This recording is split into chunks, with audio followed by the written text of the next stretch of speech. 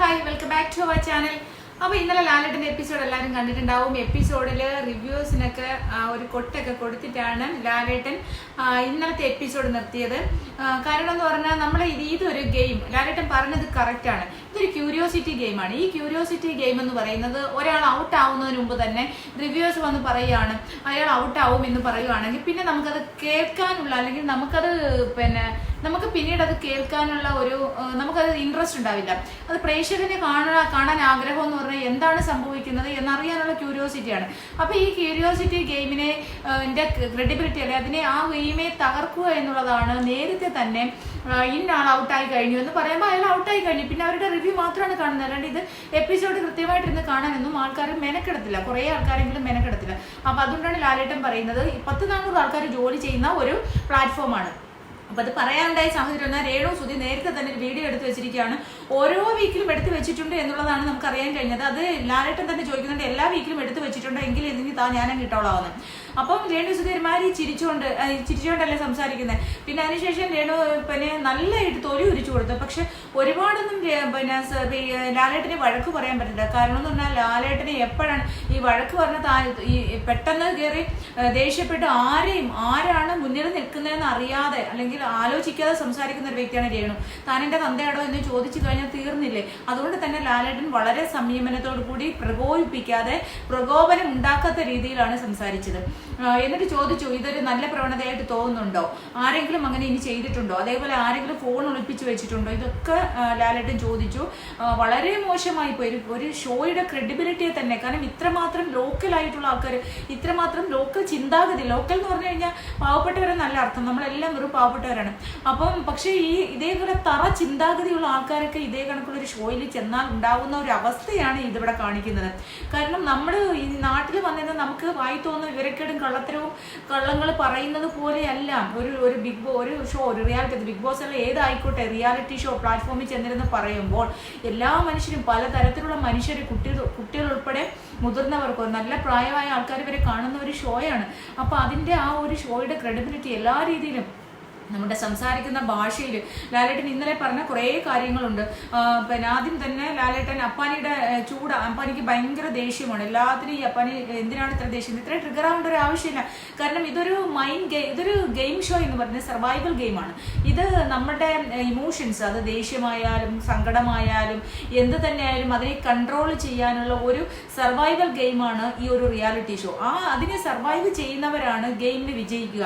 അപ്പൊ അതിനെ അത് സർവൈവ് ചെയ്യാതെ വായി തോന്നുന്നത് ഓരോന്നും വിളിച്ചു പറയുന്നു പറഞ്ഞാൽ നമുക്കത് അത് തീർച്ചയായിട്ടും ലാലേട്ടൻ അത് ചോദിക്കുക തന്നെ വേണമായിരുന്നു.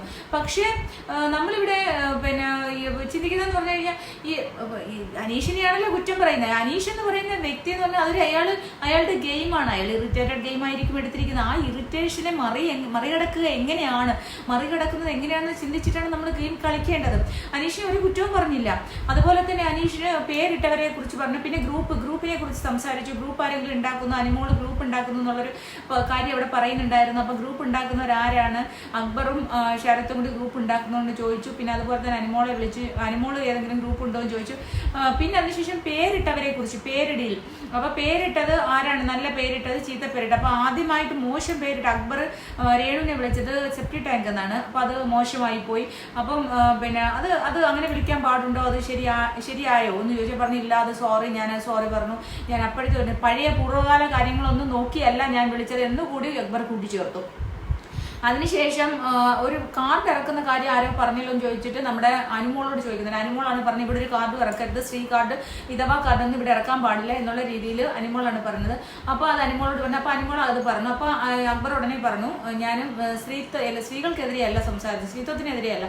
ഞാനൊരു വ്യക്തി ഒരു കണ്ടസ്റ്റന്റ് പറഞ്ഞ അയാളെ എനിക്ക് ഇഷ്ടപ്പെടാൻ അയാളെ കുറിച്ച് അയാൾക്കൊരു പേരിട്ട് അതിലൊരു തെറ്റാണ്, അത് സോറി ഞാൻ പറഞ്ഞു രേണു ചേച്ചിയോട് എന്ന് പറഞ്ഞു. അതോടെ പ്രശ്നം സോൾവ് ചെയ്തു. അതിനുശേഷം പിന്നെ അടുത്ത പേരിട്ട് ആൾക്കാരുടെ പിന്നെ ഓരോരുത്തരോടും ചോദിച്ചു. പിന്നെ നിങ്ങൾ പുകഞ്ഞ കൊള്ളി പുറത്ത് എന്നുള്ള ടാസ്കിൽ എന്തുകൊണ്ട് നിങ്ങൾ ഒരാളിനെ പുറത്താക്കിയില്ല എന്നുള്ളൊരു ക്വസ്റ്റ്യൻ വന്നു. അപ്പം അതിനെക്കുറിച്ച് ശൈത്യനെ എടുത്തുകൊണ്ട് പോയിട്ടുണ്ടായിരുന്നല്ലോ. അപ്പൊ ശൈത്യം പെട്ടെന്ന് ഉണർന്നെന്നും പിന്നെ അതുപോലെ തന്നെ പിന്നെ അടുത്തത് വന്ന പേരിടിയിൽ ചടങ്ങായിരുന്നു.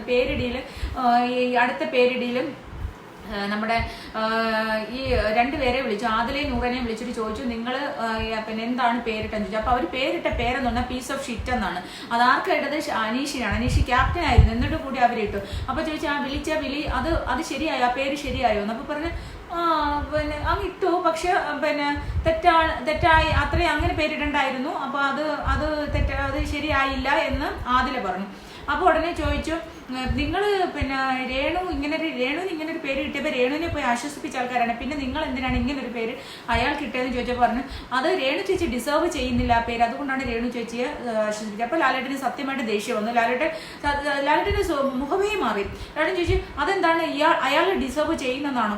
അതല്ല പിന്നെ അയാൾ ഡിസേർവ് ചെയ്യുന്നതാണോ നിങ്ങൾ പറയുന്നത് എന്ന് ചോദിച്ചു. അപ്പം വീണ്ടും ചോദിച്ചപ്പോൾ പറഞ്ഞു 100 പറയെ കുറച്ചെന്ന്. അപ്പോൾ ഉടനെ ലാലേട്ടൻ കുറച്ചോ, അതെന്ത് ഫോർമാറ്റ് ആണെന്ന് ചോദിച്ച് ഭയങ്കരമായിട്ട് ദേഷ്യപ്പെട്ടു. അപ്പോൾ ആ ഒരു ദേഷ്യം ഭയങ്കരമായിട്ട് അങ്ങ് പ്രകോപന രീതിയിൽ പഴയ കണക്ക് ദേഷ്യപ്പെടാനായിട്ട് ലാലേട്ടൻ പറ്റില്ല. കാരണം ഫസ്റ്റ് വീക്കല്ലേ, ഇപ്പോൾ കണ്ടസ്റ്റന്റ് ഈ ഫസ്റ്റ് വീക്കിൽ അവരോട് ദേഷ്യപ്പെട്ട് കഴിഞ്ഞാൽ അവരെല്ലാം ഭയങ്കര ആയിട്ട് അവരുടെ മൂഡെല്ലാം മാറും, അവരുടെ മൈൻഡ് ഭയങ്കരമായിട്ട് ലോ ആയി പോകും. അപ്പോൾ അവർ കളിക്കത്തില്ല. അപ്പോൾ അത് കാരണം തന്നെ ഒരുപാട് അവരെ പ്രകോപിപ്പിക്കാതെ വളരെ കാര്യമായിട്ട് പ്രേക്ഷകരുടെ ഇടയിൽ കാര്യമായിട്ട് പറഞ്ഞു. പിന്നെ അതിനുശേഷം പിന്നെ പേരിടലിന്റെ കാര്യം, പിന്നെ നിവിനോട് കുറച്ച് സംസാരിച്ചു. നിവിന്റെ ആ ഒരു ക്യൂട്ട്നെസ്, നിവിന്റെ കള്ളത്തരങ്ങൾ, അത് നമുക്ക് പക്ഷേ പ്രേക്ഷകർക്ക് ഇഷ്ടപ്പെടുന്നുണ്ട്. അങ്ങോട്ടും ഇങ്ങോട്ടും ഓടി കുറച്ച് സ്ട്രൈൻ ഭാവത്തോടു കൂടി അത് നമുക്കൊരു എൻജോയബിൾ ആണ് നിവിൻ. അപ്പോൾ അതുകൊണ്ട് തന്നെ നിവിന്റെ കാര്യം. പിന്നെ നിവിന് ചെരുപ്പ് ഷൂസ് വേണമെന്ന് പറഞ്ഞപ്പോൾ ഒരു ഷൂസ് എനിക്ക് വേണം, എനിക്ക് ബ്ലാക്ക് കളർ ഷൂസ് വേണം, എനിക്ക് പിങ്കും ഒരു ബ്ലാക്കും ഉണ്ട് എന്നൊക്കെ പറഞ്ഞ് നിവിൻ ഇങ്ങനെ സംസാരിച്ചു. അപ്പോൾ ഒരു ഷൂസ് എന്ന് പറയുന്നതുകൊണ്ട് ലാലേട്ടൻ പണി കൊടുത്തു, സ്റ്റോറൂമിൽ പോയി എടുത്തുകൊണ്ട് വരാൻ പറഞ്ഞു. അപ്പോൾ അനീഷ് പോയി എടുത്തത് ഒരു ഷൂസാണ്, ഒരു ഹൈ ഹീൽ ചപ്പൽ. അപ്പോൾ അത് എടുത്തിട്ട് വന്നു, അത് പാകവുമല്ല. പിന്നെ അതിനുശേഷം എന്താ പറഞ്ഞ അതിനുശേഷം ഇവർക്ക് പേരിട്ടതിന്റെ ആ ഒരു ബാഡ്ജ് ഷോറൂമിൽ ഇട്ടുണ്ടെന്ന് പറഞ്ഞ് ഷാനവാസ് പോയി എടുത്തപ്പോൾ പിന്നെ അനീഷിന് മുള്ളൻ പന്നി, പ്രേക്ഷകർക്ക് ഇഷ്ടപ്പെട്ട പേരുകൾ. അനീഷിന് മുള്ളൻ പന്നി, മറ്റവർക്ക് 2 പേർക്കും പൂമ്പാറ്റ, അതിലെ 100ക്ക് പൂമ്പാറ്റ, പിന്നെ പാവക്കുട്ടി, നമ്മുടെ അനുമോൾക്ക് പാവക്കുട്ടി. ഈ 3 പേർക്ക് പേരുകൾ പ്രേക്ഷകർക്ക് ഇഷ്ടമായതുകൊണ്ട് അവർക്ക് ബിഗ് ബോസ് ബാഡ്ജ് കൊടുത്തു. അപ്പോൾ അതുപോലെ തന്നെ അതിനുശേഷം പിന്നീട് അതിനിടയ്ക്ക് ഷാനവാസിന്റെ അടുത്ത് കംഫർട്ടബിൾ ആണോ ഇത്, നിങ്ങൾ ഗെയിം ചെയ്യാൻ BB ഹൗസിൽ നിൽക്കാനായിട്ടുള്ളതൊക്കെ ഉണ്ടോ, നിങ്ങൾക്ക് കുഴപ്പമില്ല, വീട്ടുകാർ ഇങ്ങനെ പറഞ്ഞു, നിങ്ങൾക്ക് ബുദ്ധിമുട്ടാണ് എന്ന് പറഞ്ഞു. അപ്പോൾ പറഞ്ഞു ഞാൻ ഓക്കെ, ഞാൻ ഫിറ്റാണ്, എനിക്കൊരു പ്രോബ്ലം ഇല്ല ഇപ്പോൾ എന്ന് പറഞ്ഞു.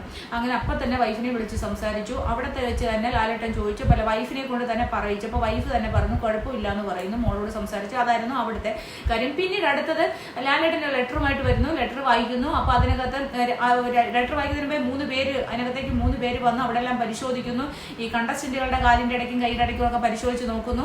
എന്നിട്ട് അവരൊന്നും ഇല്ലാന്നും പറഞ്ഞ് പോകുന്നു. ലാലേട്ടൻ വായിച്ചിട്ട് പറയുന്നു ഇത് ബിഗ് ബോസിലേക്ക് ഒരു ലെറ്റർ കിട്ടിയതാണ്, ആരെ ഇവിടുന്ന് ഒരു വീഡിയോ എടുത്ത് അയച്ചിട്ടുണ്ട് എന്ന് പറഞ്ഞു. അപ്പൊ തന്നെ രേണുസുതിന്റെ മുഖം എടുത്തെടുത്ത് കാണിക്കുന്നുണ്ടായിരുന്നു. രേണുസുതിക്ക് അപ്പൊ തന്നെ കാര്യം മനസ്സിലായി. രേണുസുതി എഴുന്നേൽപ്പിച്ചു. നേരത്തെ വീഡിയോ എടുത്ത് വെച്ചിട്ടുണ്ടായിരുന്നോ എന്ന് ചോദിച്ചു. നിങ്ങൾ ഇവിടുന്ന് വീഡിയോ എടുത്തോ എന്ന് ചോദിച്ചു. പറഞ്ഞു ഇല്ല, ഞാൻ എൻ്റെ ചാനലിൽ ഇട്ടതാണ്, ഞാൻ നേരത്തെ എടുത്ത് വെച്ചിട്ടുണ്ടായിരുന്നു. അപ്പോൾ ഫസ്റ്റ് വീക്കിൽ തന്നെ ഞാൻ ഔട്ടാവുമെന്ന് എനിക്ക് അറിയാമായിരുന്നു. അതെങ്ങനെ അറിയാമായിരുന്നു? അതെനിക്ക് അറിയാമായിരുന്നു. അപ്പോൾ ചോദിച്ചാൽ അത് നല്ല പ്രവണതയായിട്ട് തോന്നുന്നുണ്ട്, ഇനി എടുത്ത് വെച്ചിട്ടുണ്ടെങ്കിൽ ഞാനും ഇടാം എന്നൊക്കെ പറഞ്ഞ് ലാലേട്ടൻ ഒരു എന്താ പറഞ്ഞ പരിഹസിക്കുന്ന രീതിയിൽ പറഞ്ഞെങ്കിലും ലാലേട്ടൻ ഭയങ്കര ദേഷ്യം വന്നു. ദേഷിക്കാൻ പറ്റത്തില്ല. ദേഷിച്ചു കഴിഞ്ഞാൽ ഉടനെ ചോദിക്കും താൻ എൻ്റെ തന്തയാണെന്നാണ് ചോദിച്ചു കഴിഞ്ഞാൽ ലാലേട്ടൻ്റെ അവസ്ഥ. ലാലേട്ടൻ കാണുന്നില്ല ഇതൊക്കെ. എല്ലാവരെയും ചീത്ത വിളിക്കുന്നു, അച്ഛനെ ചീത്ത വിളിച്ചു, മറന്നോടനെ ചീത്ത വിളിച്ച്, വീട് വെച്ച് കൊടുത്തവരെ ചീത്ത വിളിച്ചു, സകല മനാൾക്കാരും തെറി വിളിച്ചതുകൊണ്ട് ലാലേട്ടൻ്റെ അടുത്ത് ചോദിച്ചു. ലാലേട്ടൻ തീർന്നില്ലേ, ലൈവ് അല്ലേ, എപ്പിസോഡ് മാറ്റാൻ പറ്റും അതിനിടയിൽ കൂടെ. അപ്പോൾ അതുകൊണ്ട് തന്നെ ലാലേട്ടൻ മാക്സിമം ഒരുപാട് ചോദ്യങ്ങളാണ് ചോദിച്ചത്. എന്നിട്ട് പറഞ്ഞ് നല്ല പ്രവണതയാണെന്ന് ചോദിച്ചിട്ടുണ്ടെങ്കിൽ ഇനി വേറെ ആരും ഇങ്ങനെയുള്ള കാര്യങ്ങൾ ചില ആരെങ്കിലും ചെയ്തിട്ടുണ്ടോ എന്നൊക്കെ ചോദിച്ചു. അപ്പം പിന്നെ വന്ന് എന്നിട്ട് പിന്നെ റിവ്യൂസിനെ പറഞ്ഞു, ഇങ്ങനെ ക്യൂരിയോസിറ്റി ഗെയിമാണ്, നിങ്ങൾ അങ്ങനെ ചെയ്യരുത് എന്നൊക്കെ പറഞ്ഞ് റിവ്യൂസിനെ വഴക്കും പറഞ്ഞു. അതിനുശേഷം റിവ്യൂസിനെ അങ്ങനെ പറയണമല്ലോ, അപ്പോൾ ക്യൂരിയോസിറ്റി ഗെയിമാണ്, നിങ്ങൾ എന്തിനാണ് നേരത്തെ പ്രെഡിക്റ്റ് ചെയ്ത് കഴിഞ്ഞാൽ ഇത് ആൾക്കാർക്ക് കാണാനുള്ള ആഗ്രഹം പോകത്തില്ലേ. പിന്നെ അത് കഴിഞ്ഞിട്ട് രേണുസുതി അതെല്ലാം കഴിഞ്ഞിട്ട് ഏത്തമിടിയിൽ വന്ന് 10 ഏത്തമിടട്ടെ എന്നും പറഞ്ഞ് ജനങ്ങളുടെ സോറി, എൻ്റെ ബന്ധുവാണ് ചെയ്തത്, എല്ലാവരും എന്നോട് ക്ഷമിക്കണം, എൻ്റെ ബന്ധു ചെയ്തു പോയതാണ്, ഇനി ഒന്നും ചെയ്യല്ലടാ എന്നൊക്കെ പറഞ്ഞിട്ട് കുറെ 10 ഏത്തം വിട്ടിട്ട് അങ്ങനെയാണ് എപ്പിസോഡ് തീർന്നത്. അപ്പൊ ഇന്ന് രണ്ടാമത്തെ എപ്പിസോഡ് കഴിഞ്ഞതിന് ശേഷം നമുക്ക് ലൈവ് കഴിഞ്ഞതിന് ശേഷം അപ്ഡേഷൻ പറയാം. Okay, bye, take care.